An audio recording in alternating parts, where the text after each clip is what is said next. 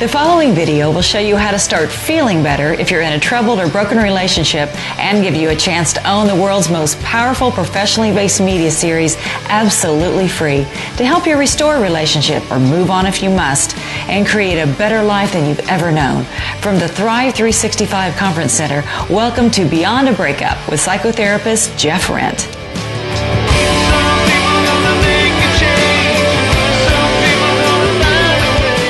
Hey everybody, I'm Jeff Rindt. Thanks for stopping by BeyondTheBreakup.com.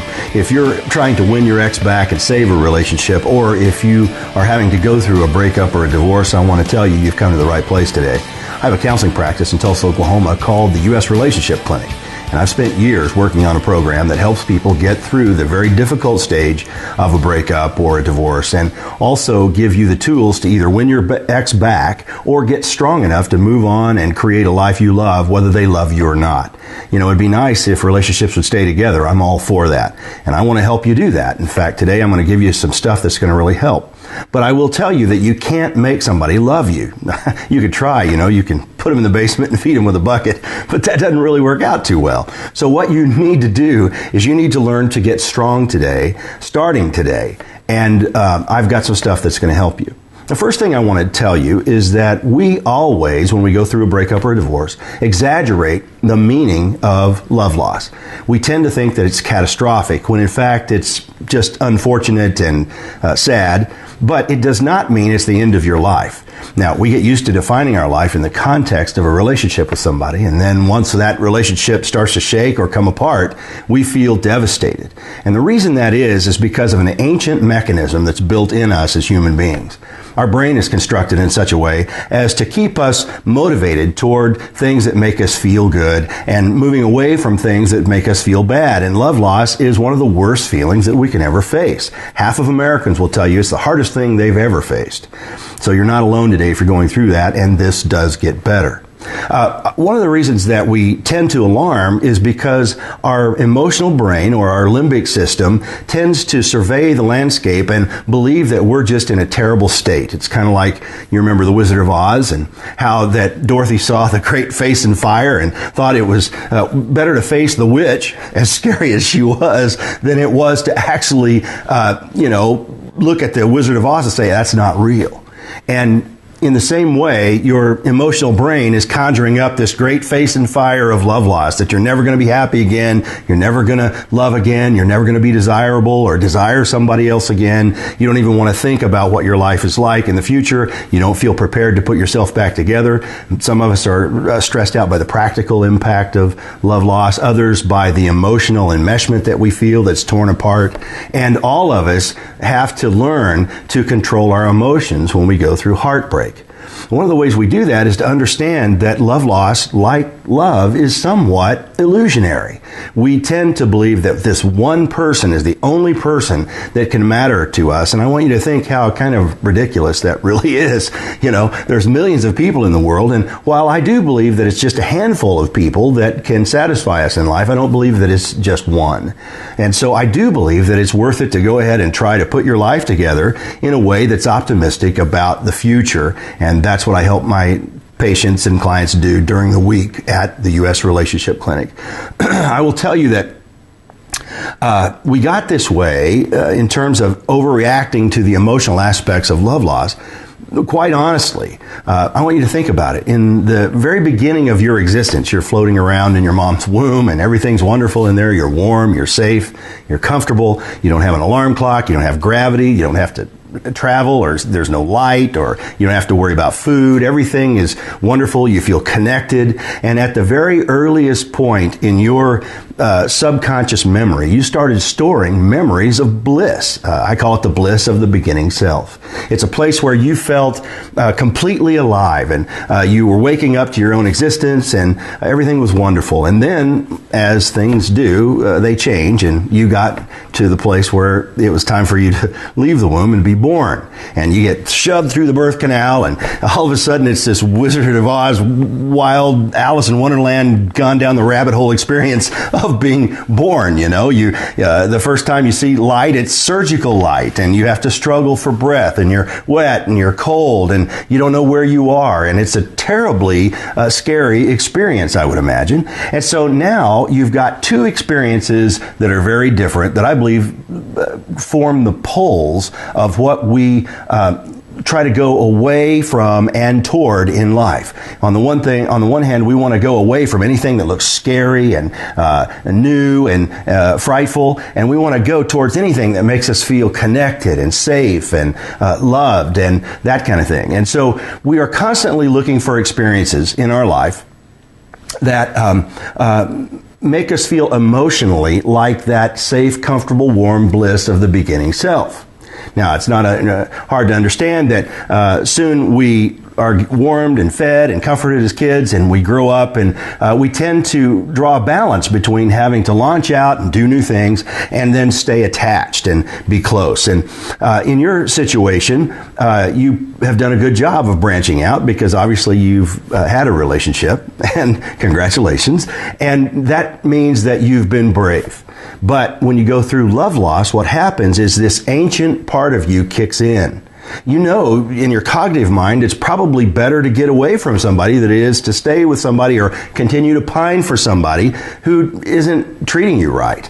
But you tend to want to force that relationship to stay together out of an emotional need, and it's a very strong and powerful need. The interesting thing about this part of your brain, where I'm talking about the bliss of the beginning self is stored, only has the intellectual capacity of a 2.5-year-old kid.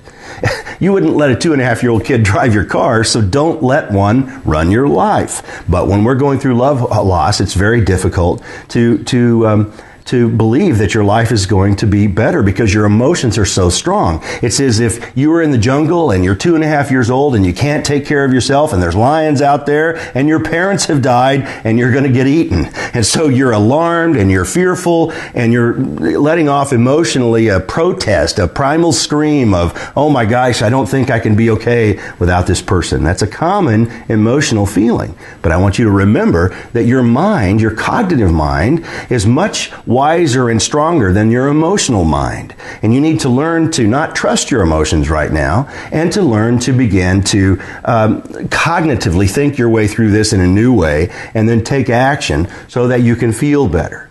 Now, I will tell you that there is a way to save your relationship with your ex if it's at all possible to do.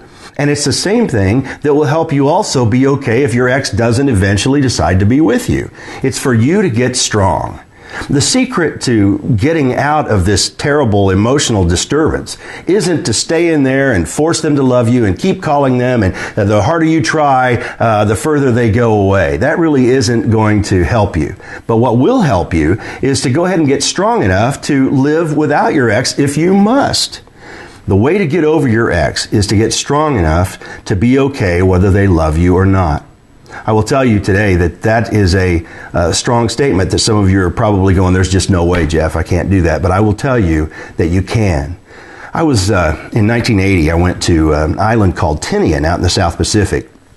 You might remember Tinian because it's the place where Colonel Paul Tibbets took off with the plane called the Enola Gay and dropped the first of 2 atomic bombs on Japan in 1945 to end World War II. Now, the island was an amazing island. It was beautiful, and there was very few people that lived out there, but they had enough highway system and airport to carry a strong city. At one point, there was over 1 million people that lived on the island of Tinian, and it's only I think it's like 13 miles long or whatever. It's a very, very small island. And it was a fascinating place to be. I went to the atomic bomb pits and drove around the airport. You could still drive on the airport because the landing strips were made of coral and they've not cracked. And so you can still fly in there today. It's like perfect. They've got a huge shipping harbor that you could go in there and moor a huge vessel if you wanted to. It's just an amazing place to go, and there's nobody there. And while I was in Tinian one night, I was at the post office and I met a guy who was an American. And I thought, well, cool, I started talking to him. He's an interesting guy, had a degree in English literature and very smart. And we talked philosophy and we talked all this stuff. It was a lot of fun, really. And I could tell that he hadn't had a lot of company that were Americans. And he had invited me to dinner that night. And I said, sure, I'd love to go. And so we took off walking and we left town. I didn't even tell the people I was with because I thought I'll run out there and eat real quick. And back then we didn't have cell phones. So, it was kind of like this thing of I'll get with you later. And we took off and walked during sunset. We enjoyed this gorgeous sunset out in the South Pacific, and we walked all the way out to the North Airfield, and then he turned left. His name was John. He said, come on this way. And I said, okay, we started walking into the jungle, and I thought, John couldn't be crazy, could he? And as we walked through the jungle, it got darker and darker, and all of a sudden, it just felt like I was completely almost in the dark. Just very little light left, and we got to his house, which wasn't a house at all. It was actually an abandoned Quonset hut on the island of Tinian. It's one of those kind of a half-barrel buildings that's cut in half, and you can go in the front of it, but there was no front door, there's no running water, there's no toilet, there's no place to cook dinner. And I was thinking, well, what are we going to have for dinner? And he pulled out a machete and he started cutting his Japanese radishes, which is what he ate. He actually grew them. He got a small stipend check from the government, $200 and some a month, and all he did was buy vodka with that, and then he ate his Japanese radishes. I was like, all right, I'll try a radish, but I held off on the vodka thinking, I'm going to need every unimpaired neuron I could spare just to be able to negotiate my way out of there if I needed to. And so we sat and we talked. And for a long time, we talked about the war. We talked about the history of Tinian. We talked about English literature and all that he knew about that. It turned out that he had the ability to teach English literature at the college level. I was thinking, oh, wow, this guy's amazing. What's he doing out here? And so I asked him, I said, John, what made you come back to visit Tinian? And he said, Jeff, I never left Tinian after World War II. I was stunned. It was like almost 4 decades later. I said, are you kidding me? You've been on the island of Tinian since World War II and you never came home? He said, that's right. I've lived out here in this Quonset hut. I was like, what happened to you? Then he told me about the girl that broke his heart clear back in 1945. He got a Dear John letter. She told Dear John amazingly. And that's probably why it's named that.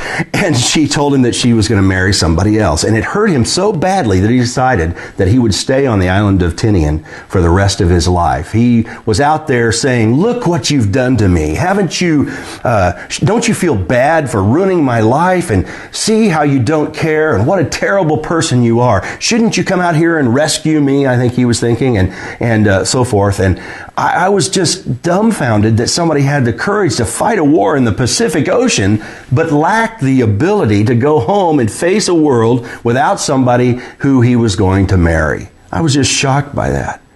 And as he drank, he talked about her, he got more angry. And pretty soon he started turning on me with his anger. He told me that I was kind of a naive person for thinking that life could be good because I'd kind of hinted around that maybe he could come back and live his life and teach English literature and see friends and see his family and have a toilet, for crying out loud, and food, He was just offended by that. How could you suggest that I come back with you to America when I have been devastated by heartbreak?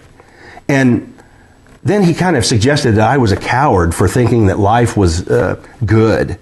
And I told him, I said, John, there are 2 people in this room, and if one of them is a coward, it's not me.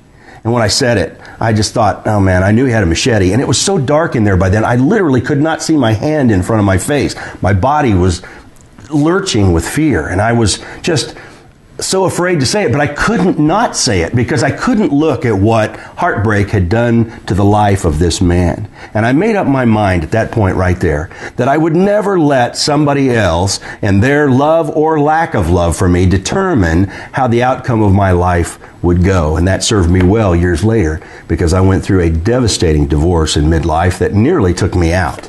And I'll tell you, if you've been through something like that or you're going through something like that today, I understand. I was totally broken, and by the end of it, totally broke, by the way. I ended up in Tulsa, Oklahoma, by the invitation of a friend, with an office where I could write a program that would help people get out of what I was going through. I was studying my doctorate at the time, and I just determined that I was going to finish my doctorate studying in the area of learning how to get over heartbreak and love loss. And it has turned out to be one of the greatest things in my life. Today, I'm happier, I'm healthier and better and stronger and more financially okay, and I have a thriving practice. I'm better today than I've ever been.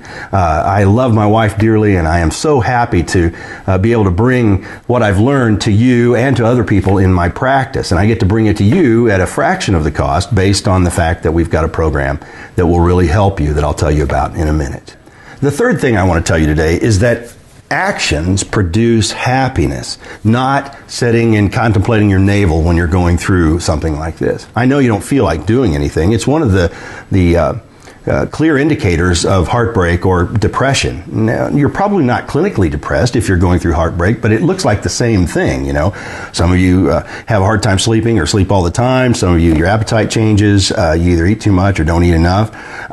Some of you are afraid of everything you do. You feel hopeless in life. Everything feels like a chore. Some of you can't have any fun, that even the things that you try to do aren't fun anymore. This is a common set of symptoms that people have when they're going through heartbreak, and I spend my days helping people get out of that. And I want to tell you that the way that you get out of that is by changing your actions. I want you to know that actions produce happiness, not passivity.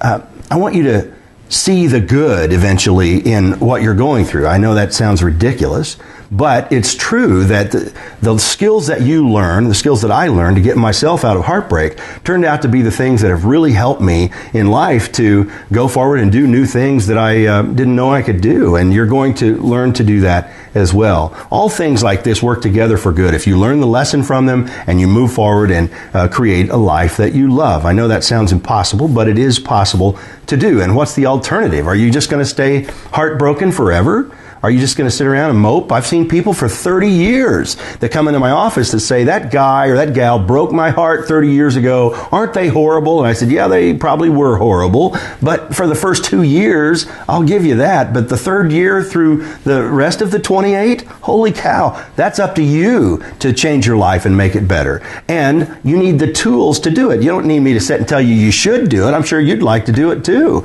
But what you need are tools to do that. How to establish your best self even when you're hurting.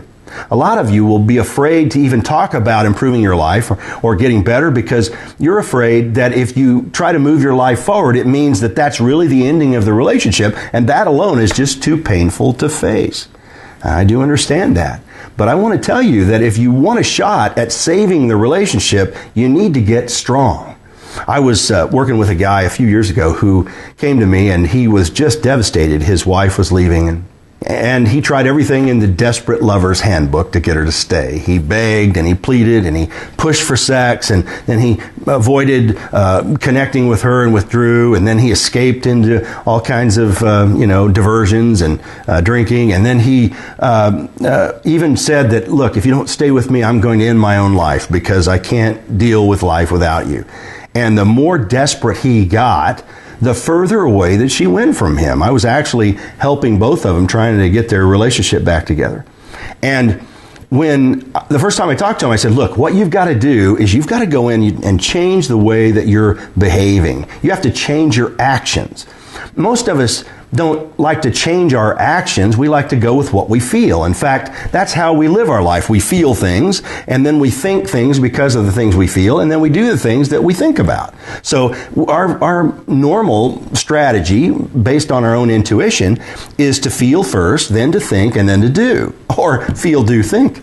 But really, the only way to change the way you feel when you're heartbroken is to change that to where you think, then you act, than you feel. I find if you'll do that, your feelings will change. Your feelings actually reflect your thinking like the moon reflects the sun. You think your feelings are authentic. I mean, you're not trying to have bad moods. They just kind of arrive. But down underneath it is a thought, usually a twisted thought, that causes you to believe that things are horrible, and then you emotionally react to that. I mean, it's one thing to hurt over love loss. It's quite another to add a whole nother layer of pain by believing that you can never be happy, your life is ruined, you're a total failure, that kind of stuff. That is not true about you.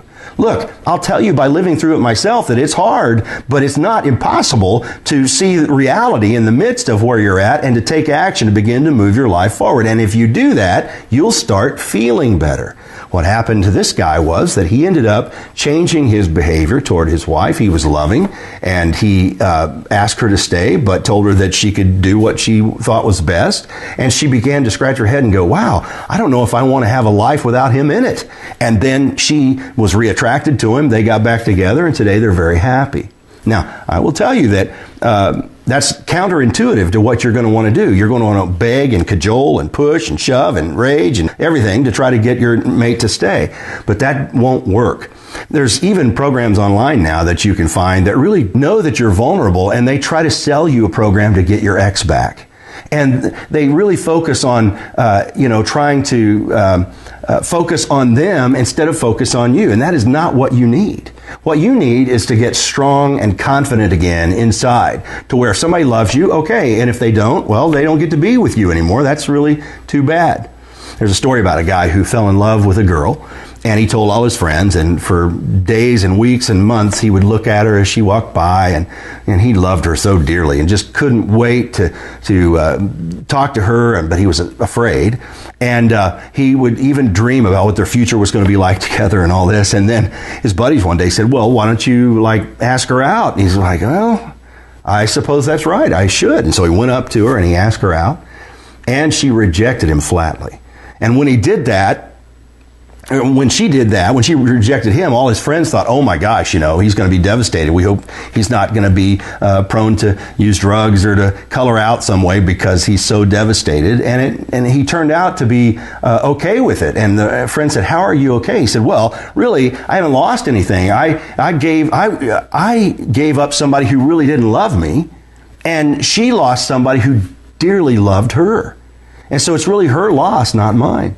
And I thought about that. I thought, that's really true, If you learn to think correctly first like that, then do in according with your best self, which means to, meet some new people, which means to get your focus back on your work and your development as a person in your career, to love your kids if you have those, and to be able to put yourself together where you're functioning again. I'm not saying you can't ever be unhappy. We can take that out, look at it once in a while, fold it up and put it back in the closet and keep doing what we're doing. But eventually, if you do that, it does get better. Whereas if you don't do this, you stay heartbroken forever. And that's what's really dangerous about heartbreak. Heartbreak is a few weeks of trouble that end up getting you to a better place where you find somebody that loves you in the long run, generally.